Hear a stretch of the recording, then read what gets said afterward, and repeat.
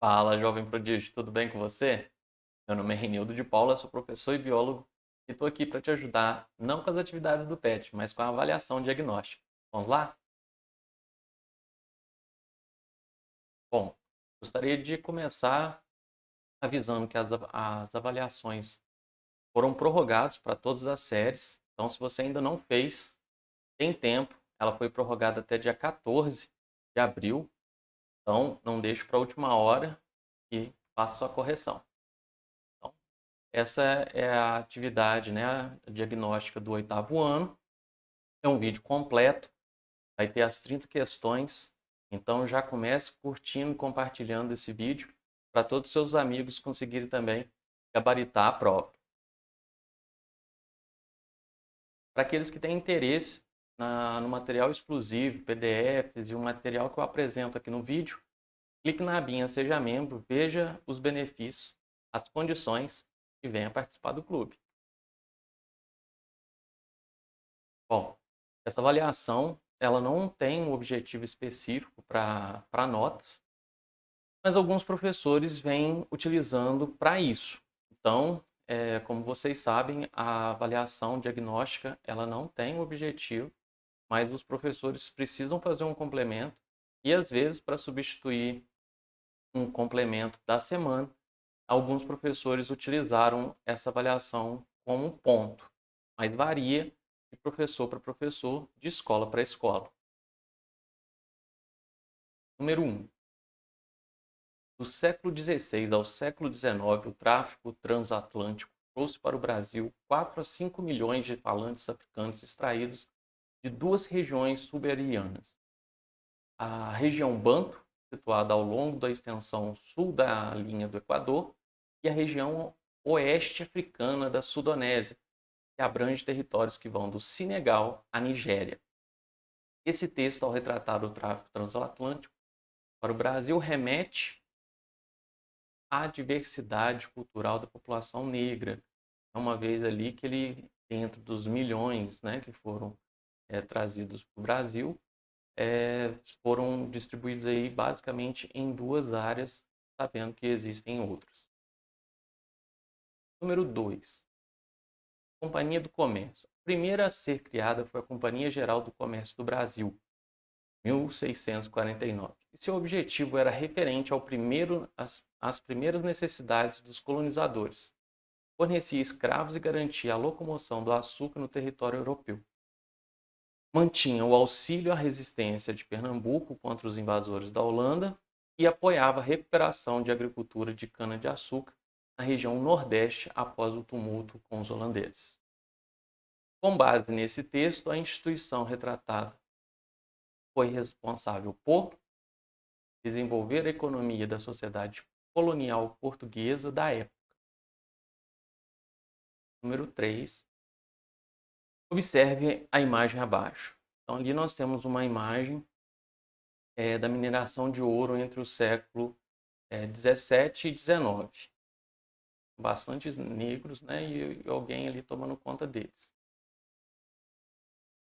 Essa imagem demonstra que a atividade de mineração na colônia era realizada por meio da escravidão.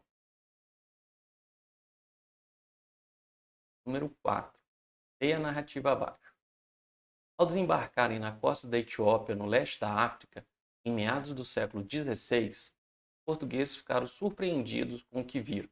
Os navegadores encontraram ali igrejas cuja arquitetura rivalizava com as europeias, tanto em escala quanto em nível de sofisticação.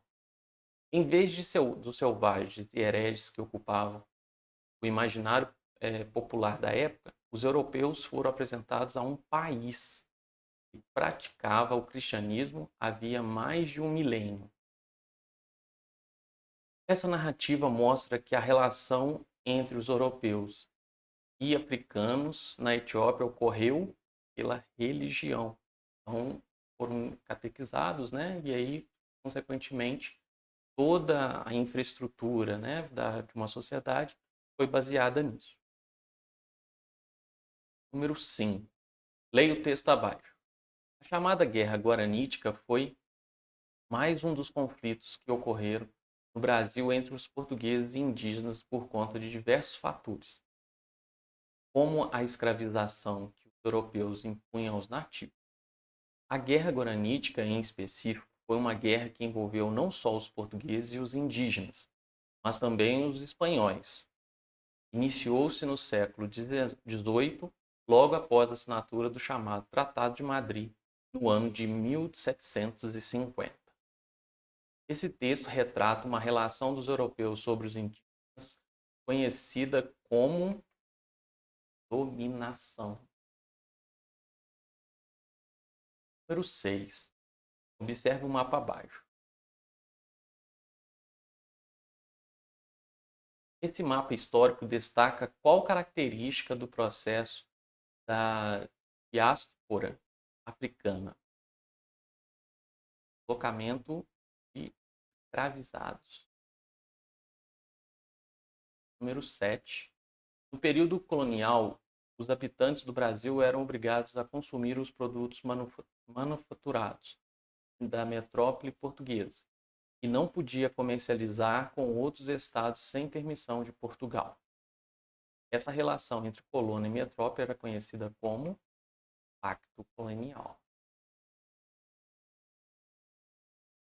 Número 8. Leia a narrativa abaixo. As sociedades africanas. As formas de organização. Algumas sociedades africanas formaram grandes reinos. Outras eram agrupamentos muito pequenos de pessoas que caçavam e coletavam o que a natureza oferecia ou plantavam o suficiente para o sustento da família e do grupo. Nas aldeias, que eram a forma mais comum e os grupos se organizarem, havia algumas famílias, cada uma com seu chefe, sendo todos subordinados ao chefe da aldeia. O chefe era o responsável pelo bem-estar de todos os que viviam na sua aldeia. As suas decisões eram tomadas com colaboração com os outros líderes das aldeias, chefes das várias famílias que dela faziam parte. De acordo com essa narrativa, nas sociedades africanas antigas, as aldeias eram governadas por chefe, auxiliado por outros líderes daquela comunidade. Aqui que eles eram agrupados em aldeias, né, em grupos, e aí cada grupo tinha um chefe. E aí o chefe maior, que coordenava todos os outros chefes. Número 9. Economia colonial. Cana e trabalho escravo sustentaram o Brasil colônia. O plantio da cana-de-açúcar foi realizado em grandes propriedades rurais denominadas de latifúndios monocultor. Essas propriedades também ficaram conhecidas como engenhos, porque além das plantações abrigavam as instalações apropriadas e os equipamentos necessários para o refino do açúcar, moenda, caldeira e a casa de purga. Para o processo de produção e comercialização do açúcar ser lucrativo ao empreendimento colonial, os engenheiros introduziram a forma mais alvitante da exploração do trabalho humano. Com base nesse texto, parte significativa do trabalho no Brasil colônia foi estabelecida por meio da mão de obra escrava de outros continentes, principalmente da África. Número 10. Leia o texto abaixo. A descoberta de metais preciosos pela administração colonial portuguesa só aconteceu no fim do século XVII. O anúncio dessa nova atividade de exploração inaugurou uma nova fase da história do Brasil colônia. Desde então, a chegada dos portugueses motivou um processo de povoamento nas regiões interioranas do país. Essa ocupação do interior se fez presente desde o período da União Ibérica, 1580 a 1640, quando o domínio espanhol e a falta de escravo impulsionou os bandeirantes a desbravarem os sertões. Foi por meio dessas empreitadas que as primeiras regiões auríferas foram descobertas na região de Minas Gerais.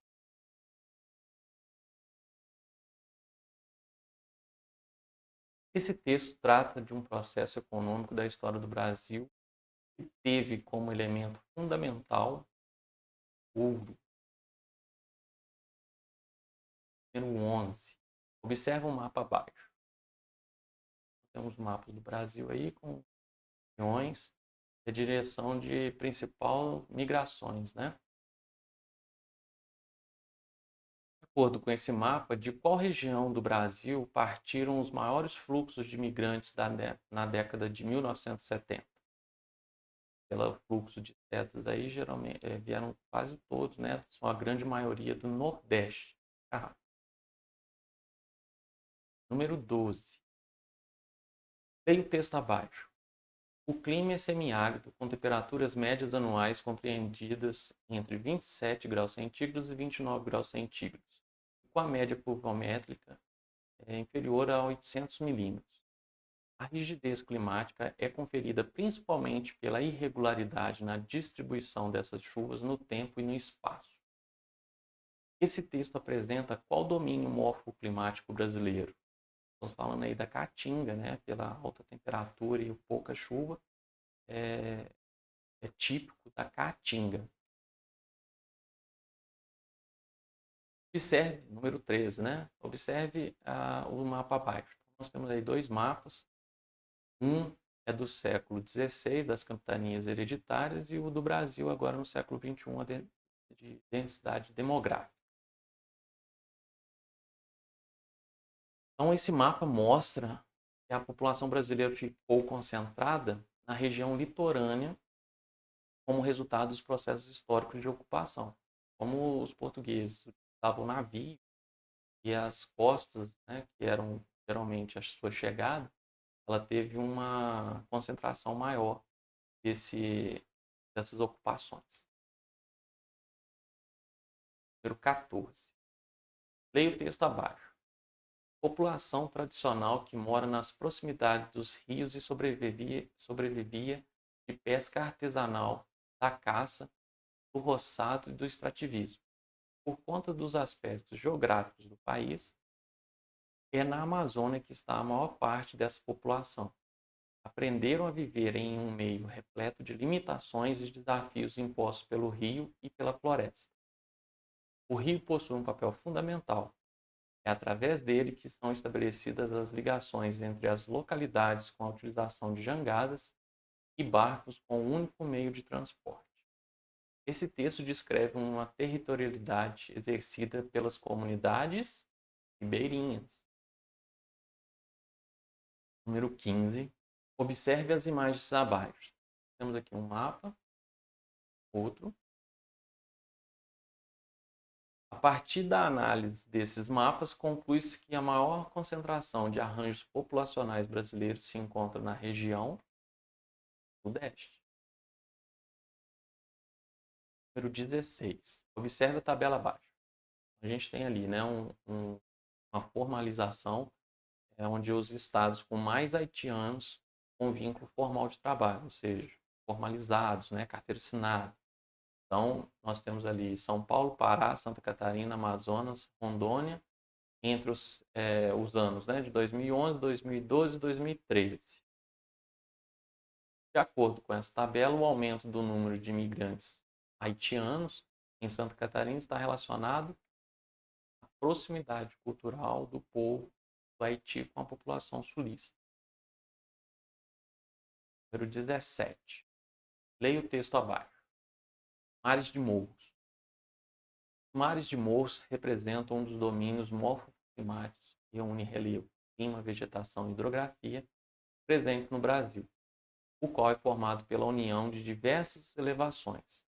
O nome está associado a um grande conjunto de morros arredondados formados por intensos processos de erosão. De tal maneira, o termo mar está relacionado com a semelhança dos morros de ondas do mar. Ondas de um mar. Qual imagem retrata o domínio morfoclimático descrito nesse texto? Então, entre das figuras, a letra C é a que mais parece, né, aí com as ondas do mar formadas por morros. Número 18. Observe o mapa abaixo. Esse mapa com os dados sobre os povos ciganos instalados no Brasil representa a localização do acampamento como forma de manifestação cultural. 19. Leia o texto abaixo. A população brasileira é bastante miscigenada. Isso ocorreu em razão das misturas de diversos grupos humanos que aconteceu no país. São inúmeras as raças que forneceram a formação do povo brasileiro. Os principais grupos foram os povos indígenas, africanos, imigrantes europeus e asiáticos. Com base no processo descrito nesse texto, o Brasil apresenta qual característica em seu território? Diversidade cultural. Lógico que cada cultura, né, cada raça aí que favoreceu, né, os grupos e povos que influenciaram no Brasil, traziam também a sua cultura. Número 20. Observe o mapa abaixo. Então, veja o mapa aí. De acordo com esse mapa, qual a região brasileira apresenta menos densidade demográfica? Então, de acordo com o mapa, a resposta B, o norte, é a que apresenta menor densidade demográfica. 21. Algumas doenças graves, como sarampo, paralisia, tétano, apresentam redução no número de casos nos últimos anos. Porque isso se deve à vacinação da população que previne o desenvolvimento da doença. Número 22, leia o texto abaixo. A savana brasileira estende-se por grande parte da região centro-oeste, nordeste e sudeste do país.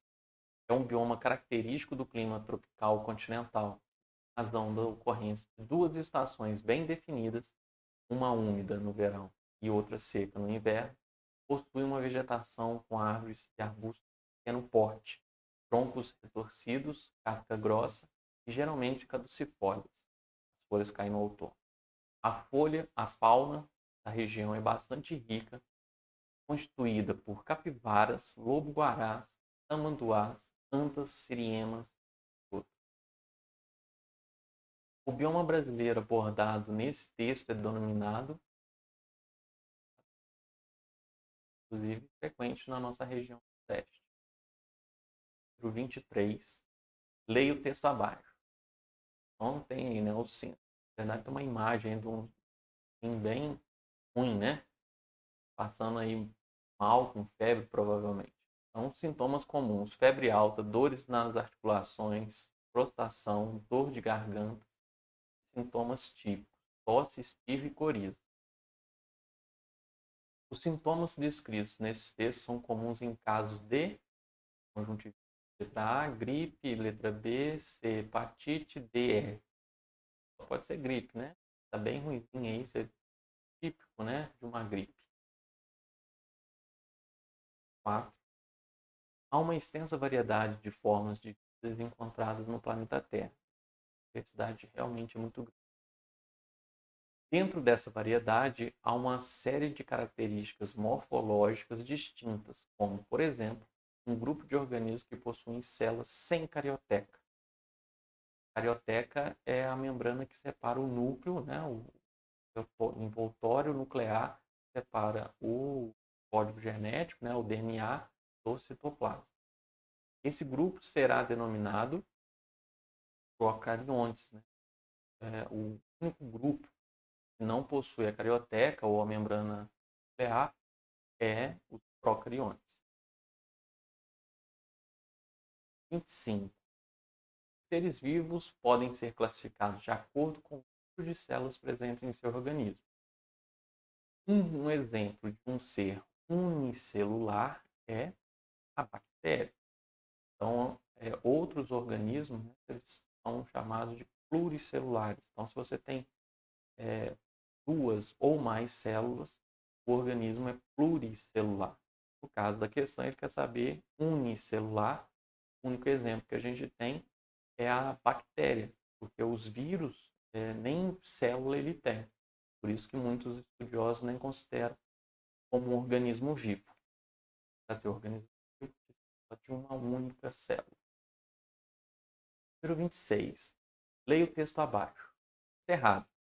É o segundo maior bioma da América do Sul e ocupa uma área de 2.036.448 km². O Cerrado apresenta uma grande quantidade de espécies endêmicas, ou seja, encontradas exclusivamente nesse local, tanto da flora quanto da fauna, né? No bioma abordado nesse texto, as formas vegetais predominantes são, letra D, os troncos retorcidos com cascas grossas. Tudo errado. Número 27. Em alguns grupos de seres vivos, os indivíduos passam pelo processo de metamorfose em seu ciclo de vida. A imagem abaixo mostra uma fase do desenvolvimento de um determinado grupo de animais.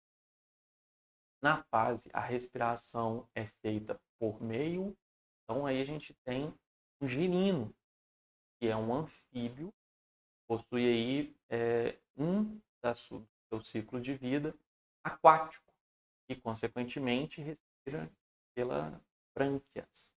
Então a gente tem um girino, né, que vai gerar o sapo, e o sapo, o perereca, né, eles passam pela fase de girino para ter a metamorfose, eles vão evoluir, porque eles ainda dependem, no caso da reprodução, da água. Eles só se reproduzem na água. Por isso que eles são anfíbios. Depois da reprodução, que eles passam por a metamorfose, eles já, né, conseguem sobreviver na terra. Mas a fase de reprodução ainda depende da água. 8. Os micro-organismos do gênero Streptococcus thermophilus e Lactobacillus bulgaricus são utilizados na produção de iogurtes. Eles são responsáveis pelo processo de fermentação e alimentam-se da lactose presente no leite, eliminando o ácido lático. Esse tipo de fermentação é realizado por bactérias. Existem outras formas, né, de fermentação, mas no caso da questão, esses dois organismos, né, tanto Streptococcus quanto Lactobacillus, são formados por bactérias. Número 29. O termo saúde coletiva é utilizado para se referir à técnica e conceitos que, quando aplicados, têm como objetivo promover melhorias na saúde de um grupo de pessoas ou da população em geral. Uma atitude que promove a saúde coletiva da população é... Bom, aí a gente tem, né, 4 figuras que logo de cara a gente já descarta, né? Que é a letra B e a letra D. Estão ligados à poluição e a forma de descarte do lixo. Então não tem relação nenhuma com a questão.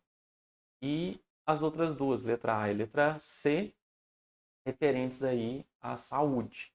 Então, a letra C, apesar de uma maneira indireta, porque ela é individual, e a questão está referente à coletiva, né, à prevenção da saúde coletiva.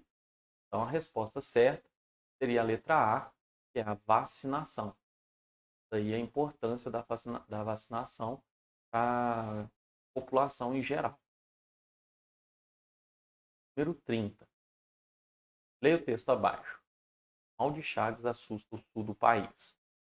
5 pessoas morreram após consumirem caldo de cana contaminado no estado de Santa Catarina. A doença de Chagas é motivo de muita preocupação no país, porque em regiões endêmicas já provocou muitas mortes. Endêmica, como a gente já viu, são situações específicas de uma região. No início do ano, pegou muita gente de surpresa no litoral de Santa Catarina, quando algumas pessoas apresentaram sintomas da cabeça. Errou! O micro-organismo que provoca o mal de Chagas é um protozoário. Só lembrando que a gente tem um causador, que é o protozoário, né, denominado Trypanosoma cruzi. Ele geralmente é passado pelo vetor, que é chamado de barbeiro. Foi o caso aqui. Bom, então se ficou alguma dúvida, se você tem outra resposta, ficou com dúvida em alguma coisa, deixe nos comentários. Não deixe, né, se assistiu o vídeo até agora, não deixe de curtir, compartilhar. Se é novo no canal, se inscreva, ative o sininho. Como eu sempre digo, é uma forma do YouTube entender que esse vídeo é interessante para você, e todas as vezes que eu postar vídeo novo, você será notificado. Não deixe também de me seguir nas outras redes sociais. Espero aí ter ajudado todos vocês. Até a próxima. Até sempre. Eram várias regiões. Então ele cita aí algumas dos bilhões, né?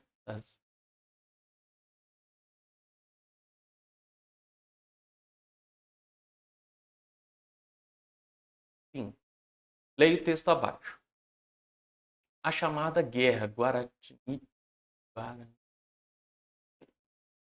todos os que viviam na sua aldeia, e as suas decisões eram tomadas em colaboração com outros líderes da aldeia, chefe das famílias, engenheiros induziram a forma mais hábil.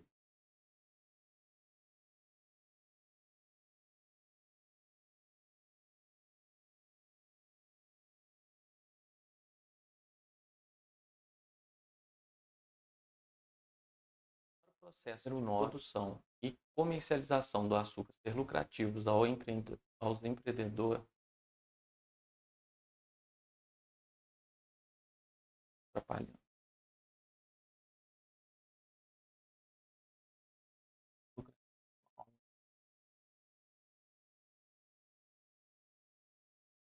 O anúncio dessa nova atividade de exploração inaugurou uma nova fase na história do Brasil colonial. Desde então, a chegada dos portugueses motivou um processo de povoamento nas regiões interioranas. Desde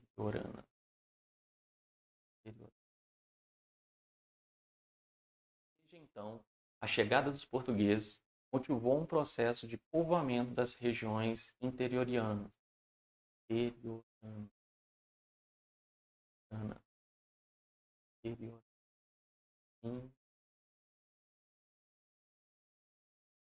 Número 10.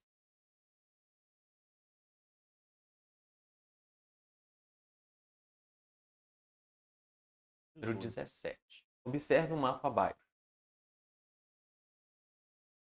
Esse mapa com dados sobre o povo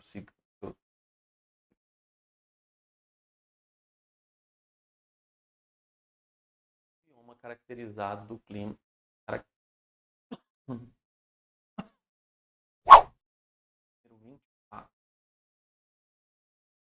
Há uma extensa variedade de formas de vidas encontradas no planeta Terra. Entre dessas variedades, há seres com características morfológicas